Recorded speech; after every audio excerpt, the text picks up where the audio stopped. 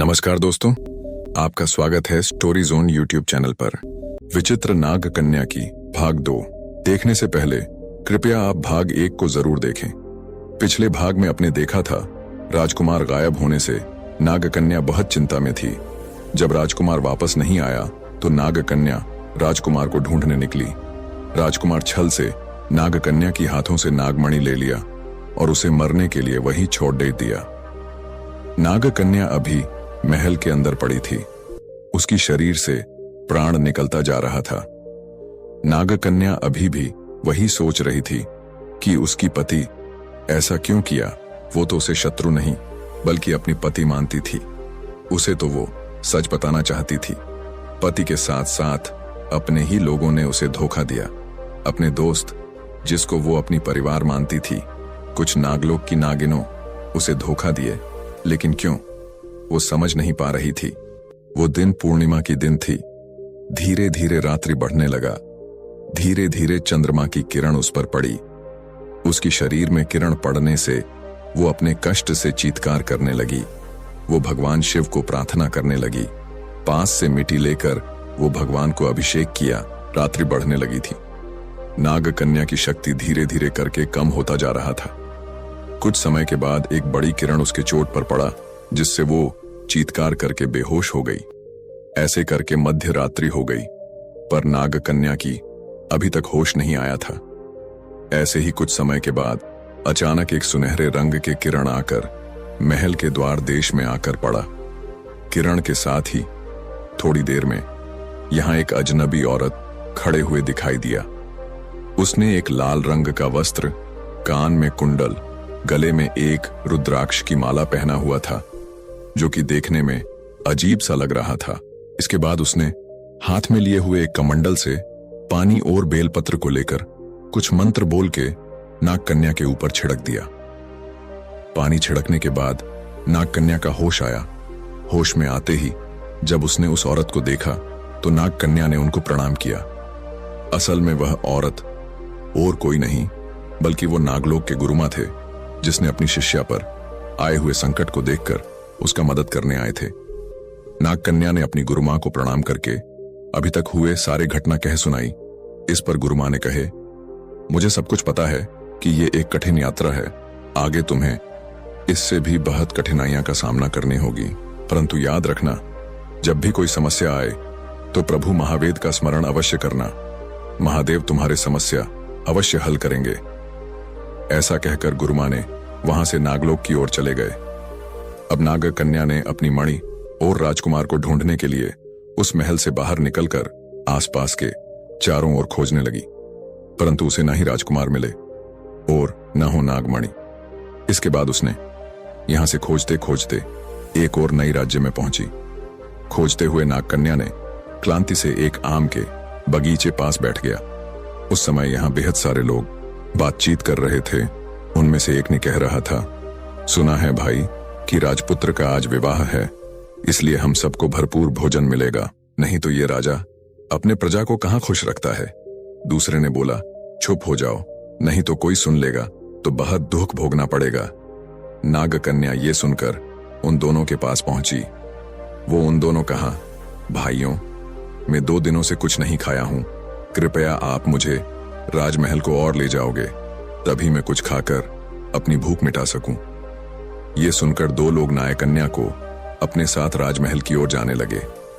राजमहल में प्रवेश करके वो आश्चर्य हो गई, क्योंकि वो किसी और की नहीं बल्कि वो राजा महापात का ही था। नाग कन्या को समझ नहीं आ रहा था कि राजा महापात का और भी भाई था और इसे पता तक नहीं चला। महापात का भाई भी महापात जैसा ही है, प्रजाओं को अच्छे देखभाल नहीं कर रहा है, उसकी सुख सुविधाएं के बारे में कभी सोच भी नहीं पा रहा है।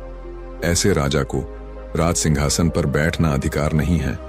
नाग कन्या के पास आज कुछ भी नहीं है, ना है नागिन की शक्ति, ना ही नागमणि, ना ही अपने लोगों का साथ। वो फिर भी लड़ने के लिए आई है, मगर इस राज्य में कितने लोग जो कि सब शक्तिशाली और एक से बढ़कर एक चतुर हैं, वो इस राजा के शासन को विद्रोह नहीं कर पा रहे हैं। राजा का एक पुत्र भी है जिसका आज विवाह होने वाला है। वो भी अवश्य अपने पिता जैसे ही होगा। देखते हैं कि राजा महापाद का भाई और भाई का पुत्र कैसा है। राजभोज सेवन का समय आरंभ हो गया। सभी प्रजा को खाना परोसा गया। प्रजा के साथ साथ नागकन्या भी भोजन करने बैठी। भोजन भी आनंद दे नहीं पा रहा था। लोग इसे राजभोज कहने से लज्जित हो रहे थे। खाना खाकर सब लोग घर की तरह जाने लगे। रात्रि को विवाह होने वाला था, इसलिए सैनिक ने सबको बोला कि आज रात्रि को राजकुमार का शादी होने वाला है। आप सब घर क्यों जा रहे हो? यहीं से राजमहल को सजाने में लोगों का मदद करो। बेचारा प्रजा घर जाना छोड़कर वो राजमहल को सजाने में लोगों को मदद कर रहे थे। मदद तो सिर्फ एक बहाना था। प्रजाओं ने महल को पूरी सुंदर से सजाए थे। मंडप में विभिन्न प्रकार की फूलों से और रंगीन वस्त्रों से सजाया गया था। राजमहल का एक एक कोना फूलों और आम के पत्ते से सजाया हुआ था। पद्म, चंपा आदि पुष्प से महल स्वर्ग जैसा लग रहा था। केला की पेड़ को शुभ मानते हुए चारों ओर रोपित किया गया। नागकन्या ने यह सब देखकर सोची, वो उसका पुत्र वधू के समान है। अगर वो जाकर राजा को अपनी परिचय प्रदान करेगी, राजा उसे विवाह में सम्मिलित होने के लिए बोलेंगे। विवाह है के पश्चात उसकी पति को ढूंढने में राजा तथा उसका बेटा उसकी सहायता करेंगे। तभी मैं मेरा नागमणि प्राप्त कर सकती हूं और मेरे साथ हुई घटना की प्रतिशोध ले सकती हूं। यह सोचकर वो एक सैनिक से पूछा, श्रीमान, क्या आपको यह पता है कि राजा अभी कहां मिलेंगे? सैनिक ने उत्तर दिया, जी मुझे पता है राजा अब कहां है, मगर राजा के आदेश हैं, किसी को भी उस स्थान पर जाने को अनुमति नहीं है। नागकन्या कहा कि राजा अभी किस स्थान प्राप्त है जो कि किसी को भी वहां जाने का अनुमति नहीं है। उसको तो अभी राजमहल में रहना है, क्योंकि उसका पुत्र का आज विवाह होने वाला है। नागकन्या ये सुनकर वहां से चली गई। कुछ देर जाते ही 2 दासियों को पुष्प लाते हुए दिखाई दिया। उसने सोचा, अगर मैं इन दिनों को राजा के बारे में सवाल करूंगी तो कुछ खबरें अवश्य प्राप्त करूंगी। दोनों दासियों को नागकन्या ने पूछा, क्या आप महाराज को देखा है? पुरोहित उसे बड़ी व्यस्तता के साथ ढूंढ रहे हैं। दोनों दासियों ने कहा, नहीं तो राजा अभी महल में नहीं है, वो किसी बुधिया पूर्ण करने के लिए बाहर गए हुए हैं। फिर नागकन्या ने पूछा, आज इतनी बड़ी विवाह का दिन है, क्या महाराज का भाई और उसकी पुत्र को नहीं बुलाया गया है? ये सुनकर दोनों दासी नागकन्या को आश्चर्य होकर देखा। दासियों ने पूछा, क्या तुम इस महल में नई हो? नागकन्या ने कहा, हाँ जी, मैं नई दासी हूं। दासियों ने कहा, अच्छा, इसीलिए तुम्हें महल के बारे में कुछ पता नहीं है। महाराज तो अपने पिता का इकलौता बेटा है। महाराज का कोई भाई या बहन नहीं है। महाराज विधियां पूर्ण करके आते ही होंगे, इसलिए हमें कार्य को वो लौटने के पहले समाप्त कर देनी चाहिए। ये सुनकर नागकन्या हैरान हो गई। अगर राजा महापाद का कोई भाई या बहन नहीं थे तो ये कौन है जो अभी राजा के पद पर हैं? क्योंकि उस दिन राजा महापाद को वो अपनी आंखों के सामने मृत्यु को प्राप्त करते हुए देखी। वो फिर से जिंदा कैसे हो गई? ये नहीं हो सकता। महापाद जीवित नहीं हो सकते। राजा महापाद का तो एक ही पुत्र था जो कि मेरा पति था। आज मेरी पति का विवाह है। नहीं नहीं, ये नहीं हो सकता। ऐसे भी हो सकता है राजा महापाद के मृत्यु के बाद कोई और एक राज्य का राजा इस देश पर आक्रमण कर दिया है और देश में आकर रहता है। जरूर ऐसा ही कुछ है।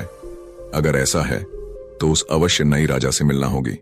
राजा के साथ मिलकर वो अपनी प्रतिशोध पूर्ण कर पाएगी। ये सोचकर वो वहां से जाने लगी। दोनों दासियों उसे रोकते हुए कहा, अभी कहां जा रहे हो? तुम हमारे साथ आयो। होने वाली रानी की केश सजवाने के लिए हमें यह पुष्प देना आवश्यक है। तुम आकर हम दोनों की मदद करो। ये सुनकर नागकन्या ने सोचा, ठीक है, इस बहाने में नई रानी को देखकर आऊंगी। दोनों दासियों को आगे चलने के लिए चलने को कहकर वो उन दोनों के पीछे पीछे चलने लगी। कुछ देर बाद वो एक बड़ी कमरे में पहुंची।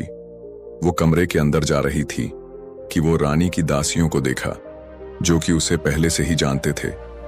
वो वहां से भागते हुए दूसरे कमरे में आई। अगर वे उसे देख लेती तो उसकी असली रूप सामने आ जाती। वो भागते हुए महल के बाहर आ गई। उसे अब राजा से मिलना था। ये सोचकर वो जंगल की तरफ जाने लगी। जंगल के अंदर वे चलते चलते एक गुफा में प्रवेश किया। गुफा के अंदर से मंत्रों की शब्द आ रही थी। नाग कन्या छुप छुप कर अंदर प्रवेश किया और जोकर देखा तो वे आश्चर्य हो गई। अंदर और कोई नहीं बल्कि राजा महापाद ही था। महापाद को देखकर नाग कन्या की पैर के नीचे जमीन चली गई। उसने सोचने लगी, ऐसे कैसे हो सकता है? मैंने तो उसे अपनी हाथों से मारा था, ये कैसे जीवित हो सकता है? और फिर यह पूजा क्यों कर रहा है? उसने थोड़ी ध्यान से सुनने को कोशिश की। इस पर पता चला कि यह पूजा उसको बस में करने के लिए किया जा रहा है। इसके बाद नाग कन्या ने कुछ और समझ पता, लेकिन उसके ऊपर मंत्र के प्रभाव दिखना शुरू हो गया। धीरे धीरे करके उसने अपनी बस खो बैठा और महापाद के कहने पर उसने जाकर एक कांच की शीशे के अंदर चली गई। इसके बाद महापाद ने नाग कन्या को उस कांच के शीशे के माध्यम से बंदी कर लिया। बंदी करके राजा महापाद ने नाग कन्या को उस शीशे के साथ राजमहल की ओर लौटा।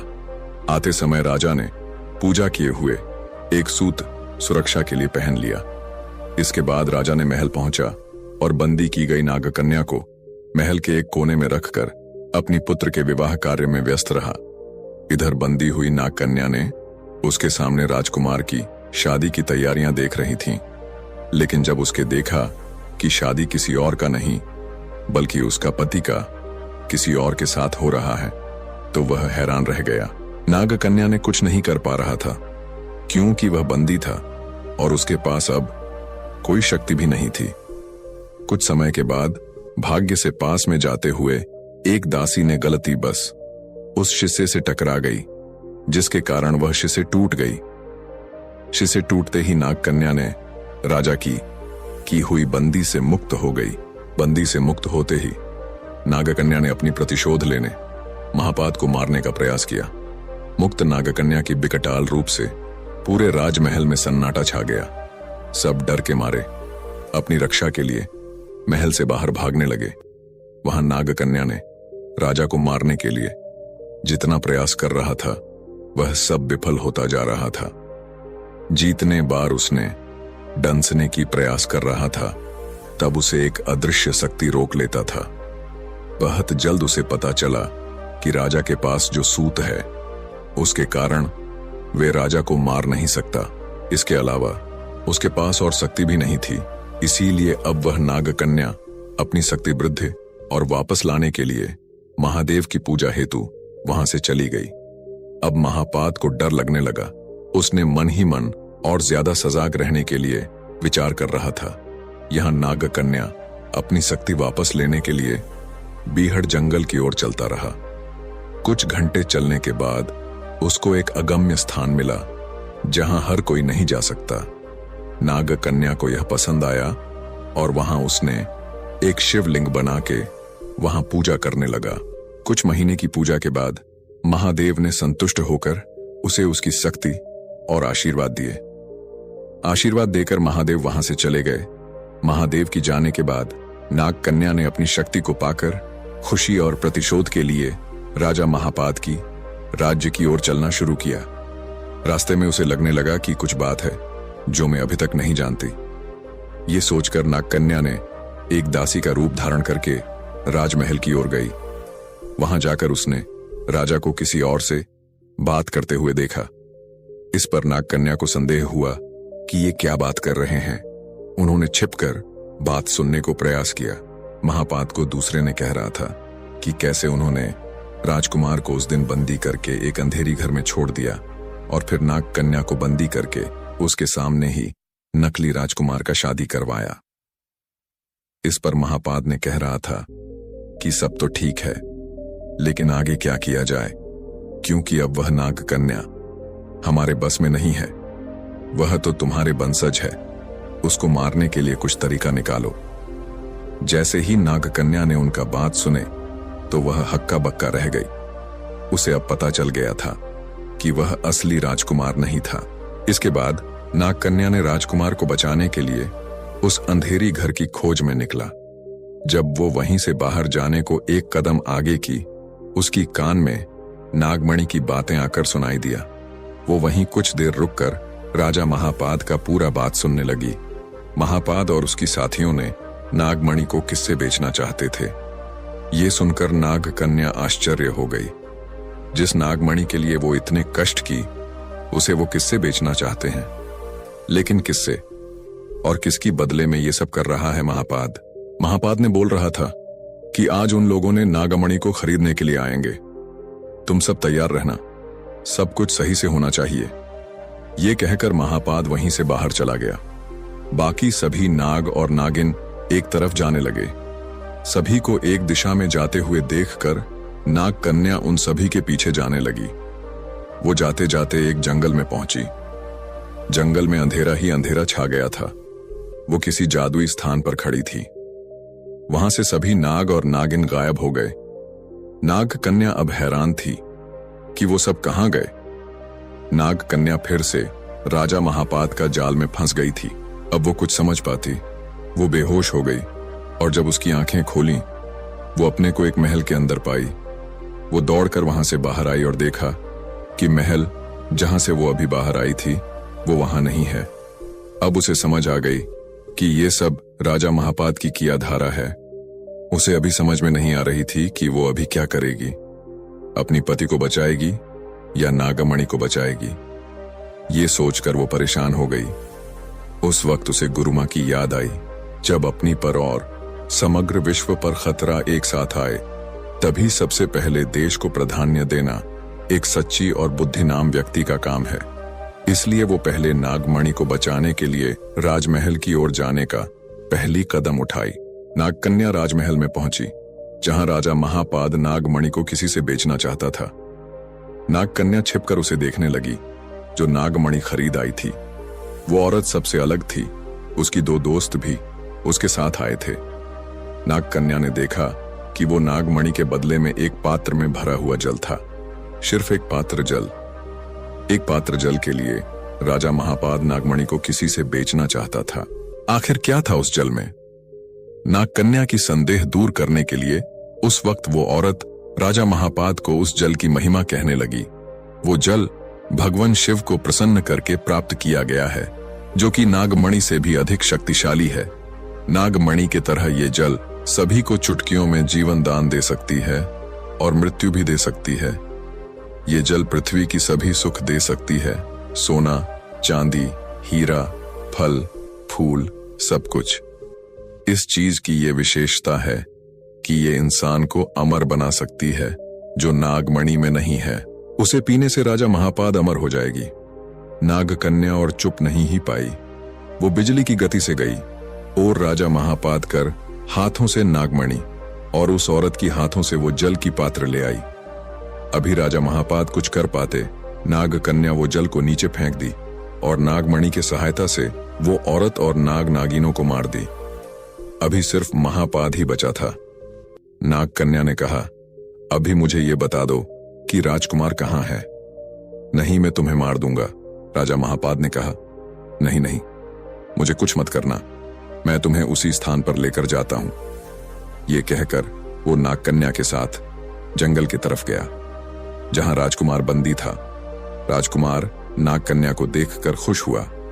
जब नागकन्या और राजकुमार आलिंगन में थे, तभी राजा महापाद एक तलवार लेकर उन दोनों को मारने को आया। नागमणि नागकन्या के पास था और जब वो राजा तलवार से मारना चाहता था, नागमणि के कारण वो मृत्यु प्राप्त किया। राजकुमार ने कहा, मैं जानता था कि तुम एक नागिन हो। मैं तुम्हें यह बताना चाहता था, लेकिन मैं बंदी हो गया। नागकन्या ने कहा, यह तुम्हारे पिता नहीं था, ये एक चोर था, वो भी नागमणि की। ये सुनकर दोनों हंस पड़े। नागमणि को भगवान शिव को समर्पित करके दोनों खुशी खुशी रहने लगे। अगर आपको ये कहानी अच्छी लगी तो प्लीज वीडियो को लाइक करें, शेयर करें। जय सीताराम।